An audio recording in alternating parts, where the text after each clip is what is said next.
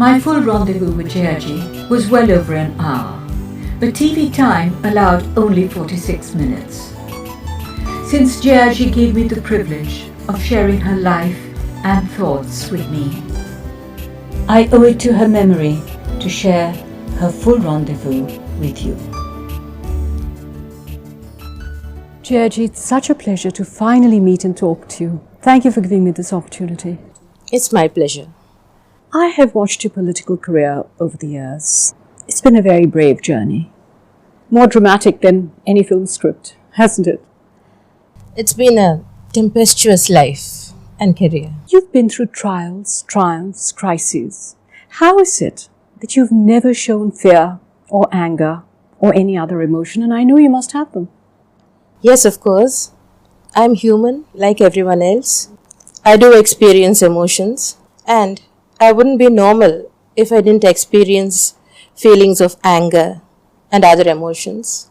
But when you are a leader, you learn to control your emotions. You learn not to show them openly. You have to. So is it necessary to appear tougher than one actually is to be accepted as a leader in this patriarchal world of politics? I've never consciously tried to appear tough. I suppose whatever I have done, my reactions or actions have made me appear tough. You always have this very serene, calm exterior. I want to know what lies behind it. I keep my emotions to myself. They are not for public display. I've never lost my temper in public. No. I've never wept in public. How'd you manage to do that? I have a lot of willpower, a lot of self-control. But do you think politics has made you tougher? Of course, yes. I wasn't like this at all. We're not born tough. I don't think anyone is born tough. I think experiences shape you and life molds you as you go along. When I started out, I was very shy, terrified of meeting strangers. I'm a person who hates the limelight. Isn't that surprising? It's very surprising. I have been propelled by fate into two high-profile careers, both not of my choosing.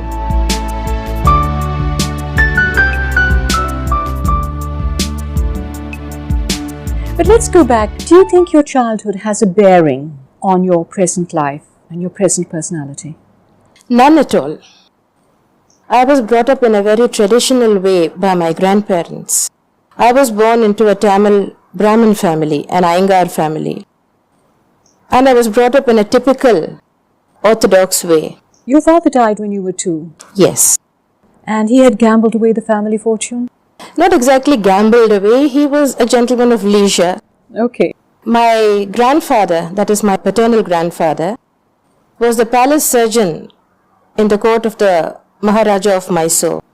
And he had built up a great fortune. And if he had been alive, probably, my mother wouldn't have had to act in films, and neither would I. But my father squandered away the family fortune. So your mother was a widow at the age of 20? Yes. That's very hard. My mother was married when she was just 11 years old. And so she was a widow at the age of 20 with 2 children? Yes. And beautiful? She was a very beautiful lady. It's a very difficult position for a woman. Yes. At the age of 20. She had to go out and work to support you both, didn't she? Yes. She was working in the secretariat at Bangalore. And how did she subsequently enter films? I had an aunt, my mother's younger sister, who was a very bold and adventurous sort. She first became an air hostess. That was considered something very daring. Very daring in those days. Very daring and adventurous in those days. And after that, she became an actress. She entered films. So she came to live in Madras. Then she invited my mother to come and live with her. And mother thought it would give her an opportunity to put us in good schools, my brother and myself, here in Madras. So she came here actually to keep house for my aunt. Since my aunt was already working in films, a number of producers and directors used to come home to see her. So they happened to see my mother. They were struck by her looks. So a mother received a number of film offers, and that's how she came to films. When you were in Bangalore, your mother was in Madras. You were about 4 years old. Let me explain. I was 2 when my father died, and at that time we were in Mysore. I was born in Mysore. Then we came to Bangalore to live with my maternal grandparents. Then when I was 4, the family shifted to Madras. And here mother became so busy working in films that my brother and I were left entirely to the care of servants. So she thought this was not a healthy atmosphere to grow up in. So from the age of 6 to 10, for 4 years, I was in Bangalore living with my grandparents and separated from my mother. Was the separation hard? I missed her terribly. Did she visit you often? She visited me whenever she could, but that wasn't very often. And I remember when I was about 5, she'd come to Bangalore to see us. And I always used to cry whenever she left. So she used to put me to sleep. And I always used to sleep clutching her sari pallu in my hands, the edge of her sari. I'd wind it round my hand and go to sleep. Tight like this? Yes, very tight. So my mother found it impossible to get up and leave. So leaving the edge of her sari in my hand, she used to gradually unwind the sari from herself, and she used to make my aunt drape the sari around herself and lie down beside me so that I wouldn't notice her leaving. And then, of course, when I woke up and found that mother was gone, I used to cry and cry and cry, and I would be inconsolable for about 3 days. Then, of course, there was school and other activities, so I'd get over it. But I remember that during all those 4 years I was in Bangalore, I was pining for my mother every minute, every second. So it does. You see, this is where I say, you may say that the childhood doesn't have a bearing on one's life. Psychologically, Georgie, it does. Perhaps. It is the love one longs for, and it carries through in life because you've never had enough of it. You know what I'm trying to say? I understand. Yeah. When I look back on my life, I seem to have spent so little time with my mother. I've never really been satiated with the kind of love I expected and wanted and needed from my mother because there simply wasn't enough time. I did come to Madras to live with her from the time I turned 10, from 10 to 16. But then mother was so busy. She used to leave in the mornings before I woke up. She used to leave for work. And most days she would come back only after I'd gone to sleep. I remember once I'd won the first prize for an English essay I'd written at school. And I was so anxious to show this essay to her and show her the prize I'd won. I stayed up long past my usual bedtime. It was, I think, midnight when mother came back, and she found me sleeping on the sofa in the living room. So she asked me what I was doing there, why I wasn't in my bedroom. Then I was holding the prize I'd won and my notebook with my essay in my hands. I was clutching them. So I showed them to her. So that is one of my treasured memories.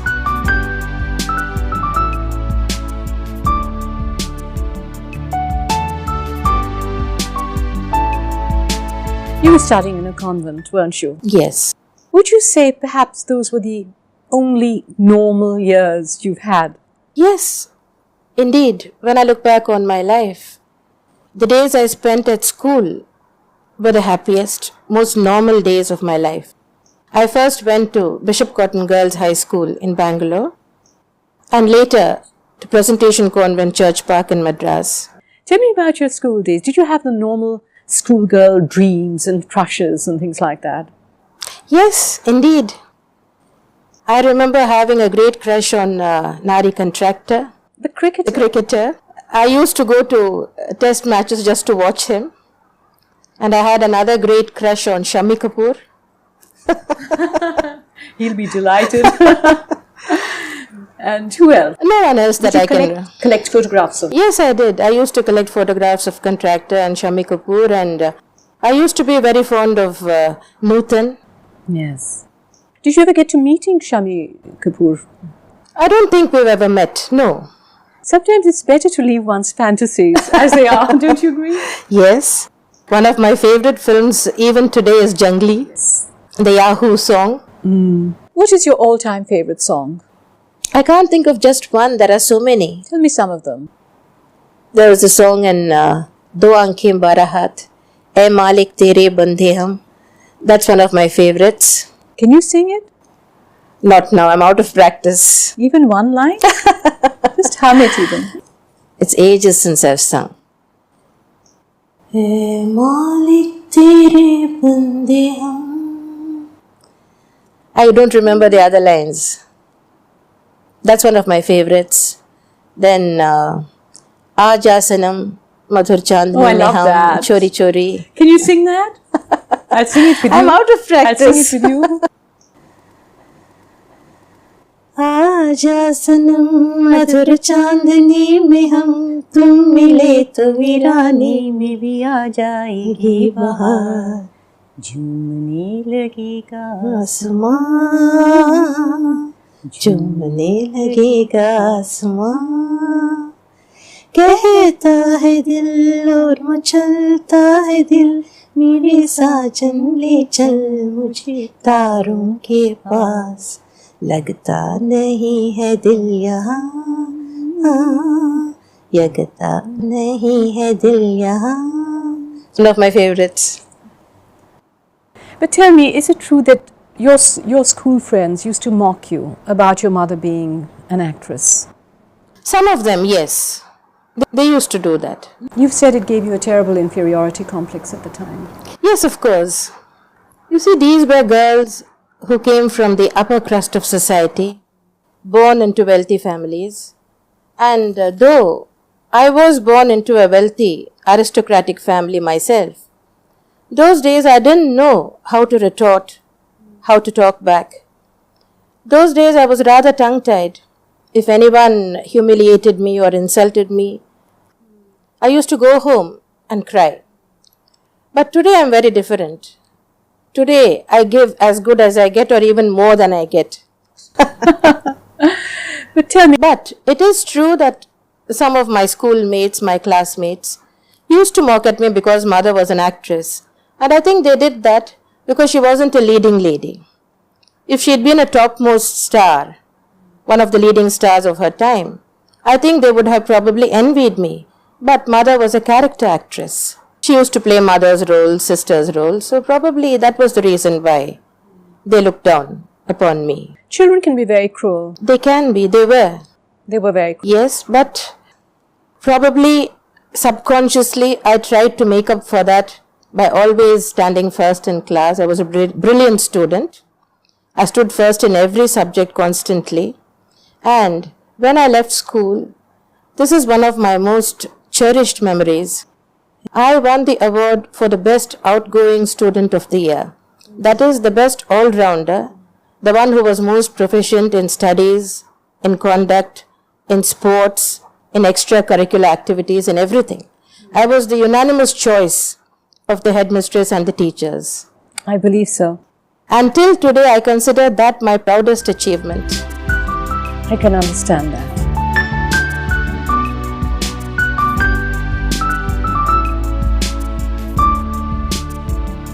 Do you think in any way what the girls or your school friends had to say, did it ever make you feel that film career is not a worthy career? I wouldn't say that. I was just not interested in a film career. I was too shy a person. I never felt comfortable in the glare of limelight. I was made to give dance performances. I performed my debut in Bharatanatyam, my Arangetram at the age of 12. And I used to hate getting up on the stage and dancing in front of a crowd. Really? Yes, but my mother made me do it because mother was very interested in the fine arts. So she wanted me to become a great classical dancer like Yamani Krishnamurti, like Bala Saraswati, like Kamala Lakshman. So that's why from the age of 4, I was tormented with dance lessons. Whereas you were far more academically inclined. Yes, that was my inclination, natural inclination. I'm a behind-the-scenes person. If I had had my way, probably I'd have done a lot of research, Probably I might have won a Nobel Prize like Professor Amartya Sen. You still could. You never know. At the age of 16, you were on the threshold of an academic career. You'd won a scholarship to join college. Yes. That was when your mother pressurized you into acting. Correct. Did you resist it? I tried. For about 3 days, there was a battle royal at home. I wept, I raged, I argued. But then, what can one do when one is 16? I was just a child and I couldn't run away from home. And then mother explained the family circumstances to me. She told me that now she was not getting too many film offers. My grandfather had retired. So we had to support my grandparents, my aunt and her children. And my brother hadn't completed his education. So mother let me understand that there was no other way out really, that I had to earn and support the family. So when she explained the family circumstances to me, I was, to put it mildly, shocked. Because until then, I had the impression that we were very wealthy. Mother had never allowed her worries to bother me or my brother. Right from the time we were born, we grew up thinking that we were millionaires' children. She gave us the best of everything. That we had the best of food, the best of clothes. We went to the best schools. And anything we wanted was there the next day. So, we never really knew or understood how much she had to struggle to give us this kind of an upbringing. So when I finally understood, then my whole attitude changed. Then I felt a lot of sympathy for my mother. I thought mother had been through enough struggle and mother had suffered so much in her life that I thought it wasn't fair to expect her to keep on struggling and keep on suffering for our sakes.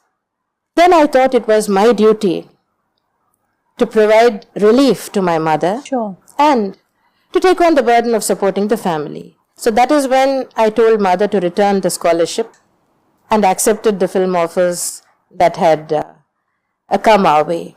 Everything was handed to me on a golden platter. Offers were pouring in by themselves. So that is why mother said so many girls would give anything to get these opportunities. So she said, why not make use of it, why not take it? You've done over 125 films? Yes, yes. How do you look back on your acting career and those acting days? Well, I was the #1 star of my time in the South. I was a great success. You were a great success, no doubt. Personally, what was it like for you? I didn't like it. Didn't like it. But once I take up something, once I decide to do something, whether I like it or not, I give it my all. I must excel in it. I must do it superlatively well. So, though I hated classical dancing, I was one of the best classical dancers in the country. I hated my career in films, but I was the #1 star of my time. And though I shouldn't say it, I really don't like politics, but people say I am a successful politician and a good one. I'm surprised myself. Tell me, what did you hate about acting and about those films? It's just that all the years I was working in films, I never had any time to rest or sleep. Yeah. I used to work 6 shifts a day. Oh my God. And even when I was traveling by train, I never got any rest because mother would bring the dance master along. I was still giving stage performances.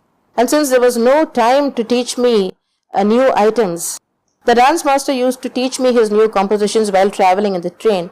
So I used to pray that we should travel by air. That's the only time I got to sleep while I was working in films. Did you like the process of pretending and dancing and impersonating? Did you like that process? I can't say I liked it, but it came naturally to me. I'm a natural actress. I never followed any method.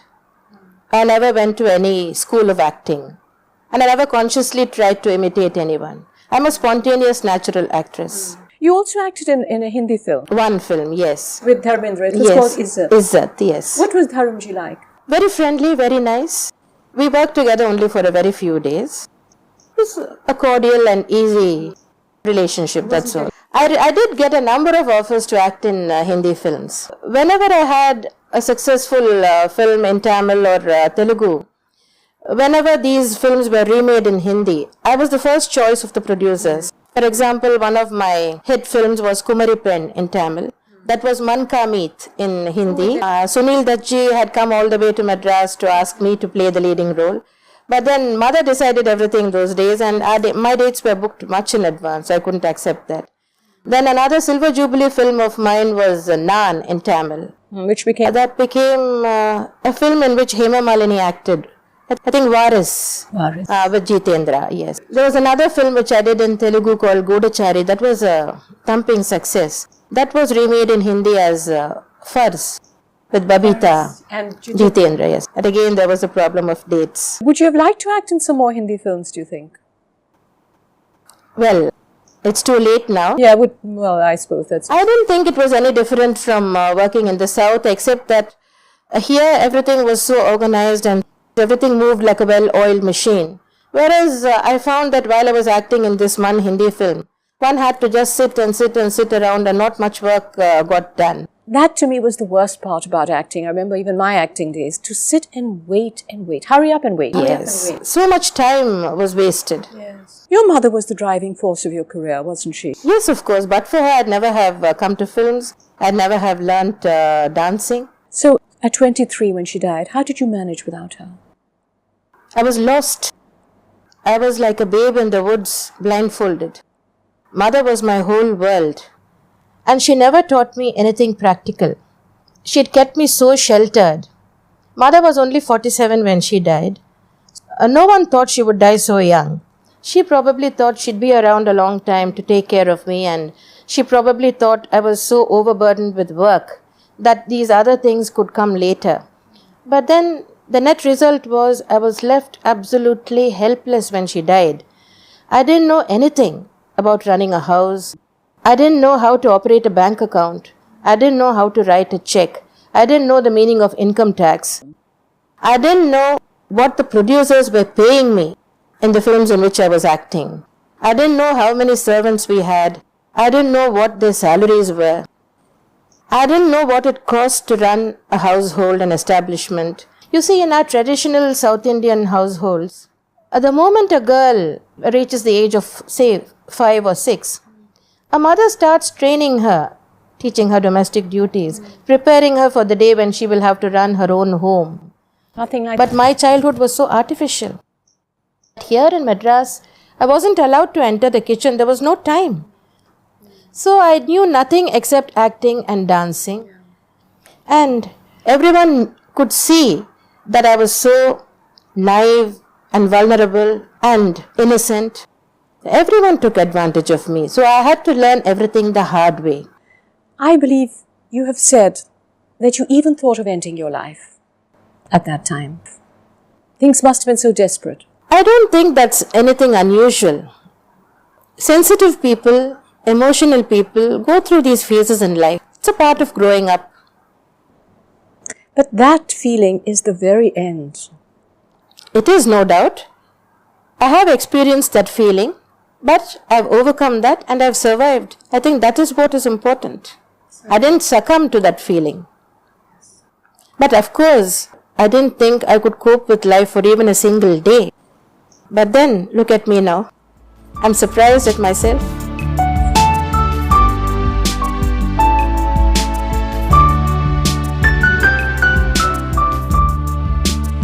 Your life changed when MGR entered it. You did 28 films together? Yes. And he brought you into politics. Yes. Did you fall in love with him? I think everyone who met him fell in love with him. He was a charismatic figure. When I was a child, I used to see his sword fights, his fencing in films. He was famous for his swashbuckling roles in films. He was famous for his sword fights, fencing scenes. And his partner in most of these scenes was the famous villain, P.S. Veerappa. So after seeing these films, my brother and I used to come home. And then we used to have these mock fights with sticks. And I was always MGR and my brother was always the villain. And I always used to win because I was MGR. Oh, that's lovely. So the hero worship started when I was a child. What was he like as a person? Because you obviously knew him very well, and he trusted you a lot because you had such a long association with him. What was he like as a person? He's a mystery to us, we never even saw him. He was a very warm and caring kind of person. And after mother died, he replaced her in my life. So he was everything to me. He was mother, father, friend, philosopher, guide, everything to me. He sort of took over my life. Was he dominating? Yes, both my mother and Mr. MGR were very strong characters. They dominated my life entirely. They were the two major influences in my life. While mother was there, she dominated me completely. And after mother, Mr. MGR dominated my life completely. Were you in awe of him? Not in awe of him. I was never in awe of anyone. But I respected him a great deal. I admired his intellect. And I felt a lot of sympathy for him because he had a very hard life too. Did he? Yes, his father died when he was just a baby, just like me. And his mother had to struggle a lot to bring him up. And at the age of 7, he had to join a touring theatrical company because there was simply no food to eat at home. Oh. So he became a stage actor at the age of 7 and later continued and then came to films, and he had to struggle a long while before he really tasted success. So he came up the hard way. You said you weren't in awe of him. Perhaps that is what he liked. Maybe. That you could talk to him without treating him like a demigod, which everybody else did. To the public, he was a demigod. To the adoring public. To me, he was my guru, to whom I looked up to, my mentor, my teacher, my guide. So, I did respect him a lot. He was very possessive of you though, wasn't he? Pardon? He was very possessive of you. Maybe, perhaps. He didn't want you to work in films outside. But I did. But he didn't want you to. But you still did. No. I did more than 125 films and I acted with all the top leading men in Tamil and Telugu.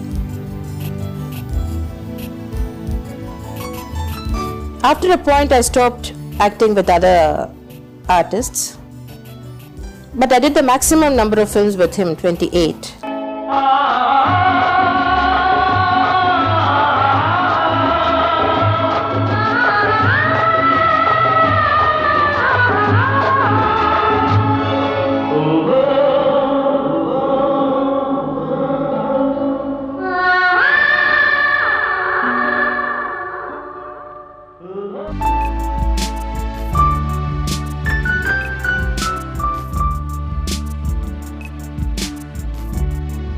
Jayalalithaa, whenever a woman is successful, the world always manages to give the credit to a man.